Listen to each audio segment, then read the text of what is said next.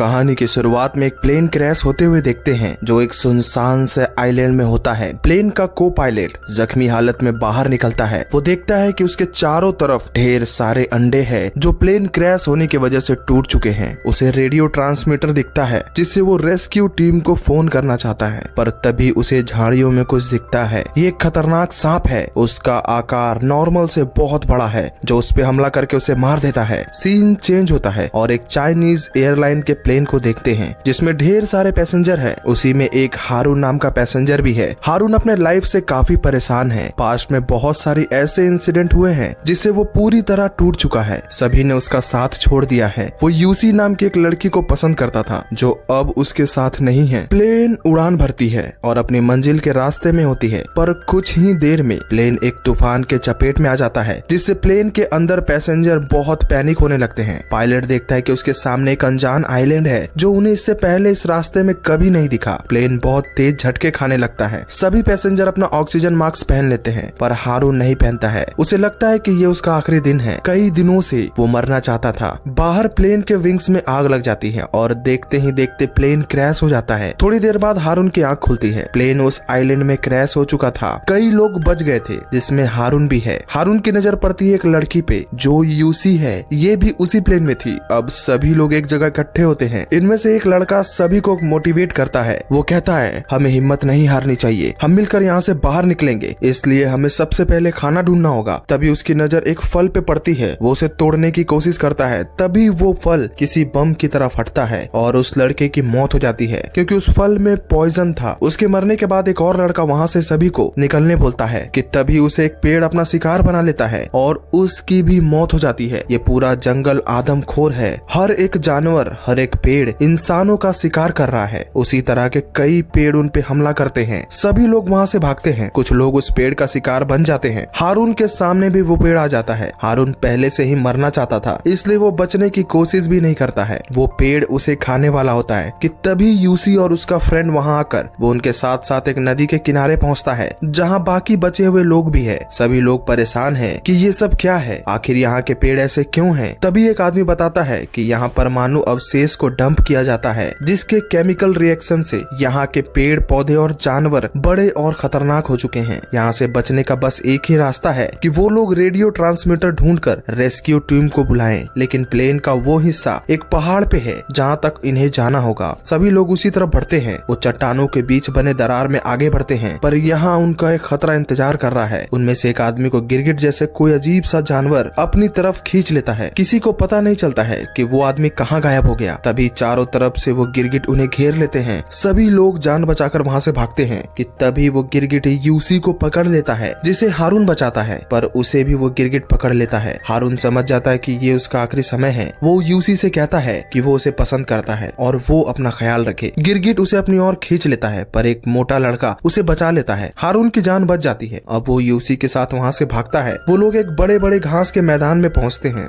जहाँ यूसी हारून से पूछती है कि क्या वो सच में उसे पसंद करता है। हारून जवाब नहीं देता है। वो कहती है कि मैं तुम्हारे घर गई थी तुम्हें ढूंढने के लिए, पर तुम वहाँ नहीं थे। फ्लैशबैक में दिखाया जाता है कि वो अपने घर में सुसाइड करने की कोशिश कर रहा था। तभी उसका छोटा भाई वहाँ आता है और कहता है कि आपने सब बर्बाद कर दिया और मर रहे हो। ये कहकर वो वहाँ से चला जाता है। हारून समझ जाता है कि वो इस तरह से तो नहीं मर सकता, उसे कुछ करना होगा ताकि वो अपने ऊपर आए कलंक को मिटा सके। हारून अपना इंश्योरेंस करवाता है जिसमें वो अपने भाई को नॉमिनी बनाता है ताकि उसके मरने के बाद सारे पैसे उसके भाई को मिले, जिससे उसने जो भी नुकसान किया उसकी भरपाई हो सके। अब हारून आगे बढ़ता है। तभी उसके आसपास हलचल होती है क्योंकि उनके चारों तरफ एक बहुत बड़ा सांप है और भी लोग उसी जगह पर है, पर वो उन्हें देख नहीं पाते हैं, बस एक दूसरे की आवाज सुन पाते हैं। तभी वो लोग डिसाइड करते हैं कि वो एक साथ कूदकर एक दूसरे की लोकेशन का पता करेंगे। सभी लोग एक साथ कूदते हैं जिससे उन्हें एक दूसरे की लोकेशन का पता चलता है। वो फिर से मिल जाते हैं, पर तभी वो सांप एक आदमी पे हमला करके उसे मार देता है। ये देख सभी लोग वहाँ से भागते हैं। सांप भी उनका पीछा करता है। वो सभी लोग पत्थरों के पीछे छुप जाते हैं। सांप यूसी के पास आ जाता है और उस पे हमला करने ही वाला होता है, पर तभी हारून उस सांप का ध्यान अपनी तरफ खींचता है। वो चीख चीख कर उसे ललकारता है। वो सांप उस पे हमला करने ही वाला होता है कि तभी एक आदमी उस पे वही जहरीला फल फेंकता है। फल सांप के मुंह में जाता है जिससे सांप थोड़ा डर जाता है और वहाँ से भाग जाता है। फिलहाल के लिए वो लोग उससे बच जाते हैं और एक गुफा में छुप जाते हैं। ठंड से बचने के लिए वो लोग आग जलाने की कोशिश करते हैं। तभी एक आदमी को गुफा के अंदर कच्चा तेल दिखता दिखता है, जिससे वो वहां आग जलाने की कोशिश करता है, पर पत्थर से आग नहीं जलती है। वो कहता है कि उसे मेटल चाहिए। हारून के गले में एक ढक्कन है जिसमें स्माइल का स्टिकर है। वो स्टिकर यूसी ने उसे दिया था, जिसे उसने अभी तक संभाल के रखा था। वो कोल्ड ड्रिंक का ढक्कन उस आदमी को देता है, जिससे वो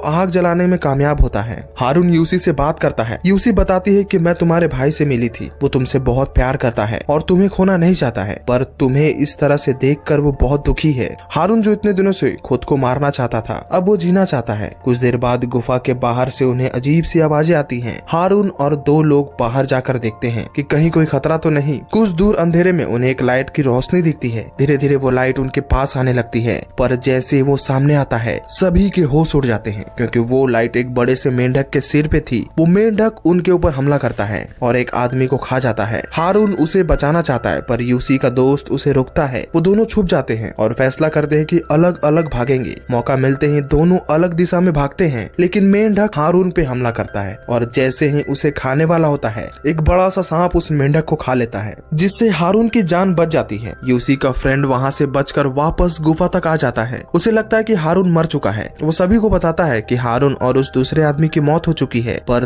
तभी हारून वहाँ आ जाता है, जिसके हाथ में उसी आदमी का एक बॉक्स है जिसमें उसके बच्चे की तस्वीर है। उसे जिंदा देखकर यूसी और बाकी लोगों को बहुत खुशी होती है। अगले दिन हारून उस बॉक्स को दफना देता है और सभी लोग फिर से आगे बढ़ते हैं उस प्लेन के टूटे हुए मलबे की तरफ। कुछ ही दूर चलने के बाद वो लोग एक गुफा के पास पहुंचते हैं, जहां उन्हें सांप की खाल दिखती है जो बहुत बड़ी है। उसे देखकर सब समझ जाते हैं कि वो सांप उनके आसपास ही है। तभी चट्टानों के पास उन्हें उस सांप की पूंछ दिखती है। वो सांप एक बड़े से पहाड़ में कुंडली मार के बैठ जाता है। उसे देखकर सभी लोग बहुत डर जाते हैं और वहां से भागते हैं। सांप उनके ऊपर हमला करता है। बचने के लिए वो लोग एक गुफा के अंदर चले जाते हैं। सांप भी उनके पीछे है। तभी एक खड़ी चट्टान में वो लोग फंस जाते हैं, पर एक दूसरे की मदद से सभी लोग गिरते नहीं हैं। लेकिन तभी वहां सांप आ जाता है, जिसे देख यूसी का दोस्त डर जाता है और एक आदमी का हाथ छोड़ देता है। वो आदमी सीधा सांप के मुंह में चला जाता है। उस आदमी को खाकर सांप वहां से चला जाता है। वो लोग किसी तरह उस गुफा से बाहर आते हैं। हारून यूसी के दोस्त को थप्पड़ मारता है, क्योंकि उसने जानबूझकर उस आदमी का हाथ छोड़ा था। सभी लोग उस आदमी की मौत का जिम्मेदार उसे ही मानते हैं। वो गुस्से में कहता है कि मैं उसे बचाना चाहता था, पर अगर मैं उसे बचाता तो सांप हम सबको मार देता। वो एक पेपर निकालता है जो हारून के इंश्योरेंस का है। वो कहता है तुम मरना चाहते हो, पर मैं जीना चाहता हूँ। ये कहकर वो वहाँ से चला जाता है। एक आदमी हारून को समझाता है कि अगर तुम यहाँ मारे गए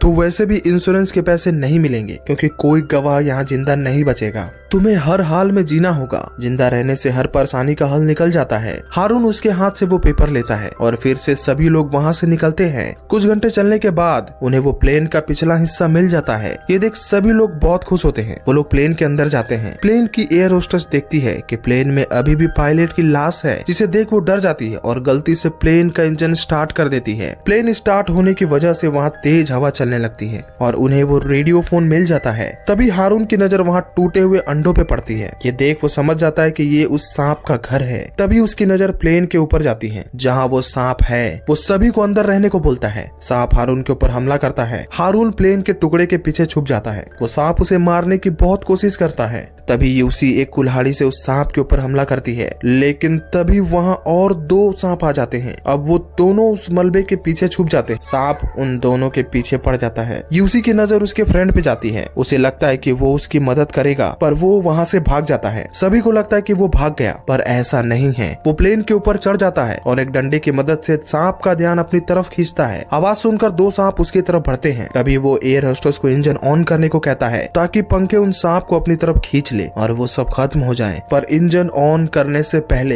एक सांप उस एयर होस्टेस को भी मार देता है। अब वो सांप यूसी के दोस्त के पास आने लगता है। उसे लगता है कि अब उसकी मौत निश्चित है, पर तभी इंजन ऑन होता है। एयर होस्टेस मरते मरते उस इंजन को ऑन कर देती है, जिससे सांप उस पंखे की तरफ खींचा जाता है। तीनों सांप उस पंखे से कटकर मर जाते हैं, जिससे हारून और यूसी की जान बच जाती है। अंत में यूसी का दोस्त बताता है कि मैंने उस आदमी का हाथ नहीं छोड़ा था, बल्कि उसने मेरा हाथ छोड़ा था। हारून को बुरा लगता है कि उसने उसके बारे में गलत सोचा था। तभी एक सांप बिल्कुल उसके सिर के ऊपर होता है और एक ही झटके में उसे खा लेता है। ये देख दोनों वापस प्लेन के अंदर भागते हैं। सांप पूरे प्लेन को जकड़ लेता है। यूसी को लगता है कि अब उनका बचना मुमकिन नहीं है। तभी हारून कहता है, पहले मैं जीना नहीं चाहता था और अब मुझे जीना है और कोई मुझे नहीं रोक सकता। ये कहकर वो एक कुल्हाड़ी उठाता है और प्लेन के फ्यूल टैंक को तोड़ने की कोशिश करता है, जिससे फ्यूल नीचे गिरने लगता है। वो दोनों प्लेन से बाहर निकलते हैं। सांप उनके पीछे भागता है पर वो उस फ्यूल पे रेंगते हुए जाता है। हारून गुफा के अंदर भागता है। सांप भी उसके पीछे है। वो अपने गले से उस ढक्कन को निकालता है और गुफा की दीवार में रगड़ता है और एक छोटी सी चिंगारी लेकर उस सांप की तरफ फेंकता है, जिससे उस सांप के पूरे शरीर में आग लग जाती है और देखते ही देखते वो पूरी तरह जल जाता है। तभी उस रेडियो फोन पे उन्हें रेस्क्यू वाले का मैसेज आता है, जो उनकी लोकेशन का पता कर लेते हैं। यानी वो दोनों बच जाते हैं और मूवी यहीं खत्म होती है। आशा करता हूँ मूवी आपको पसंद आई होगी। इसी तरह के रोमांचक और थ्रिलर मूवीज एक्सप्लेनेशन देखने के लिए मेरे चैनल को सब्सक्राइब करें। मिलता हूँ आपसे अगली वीडियो में।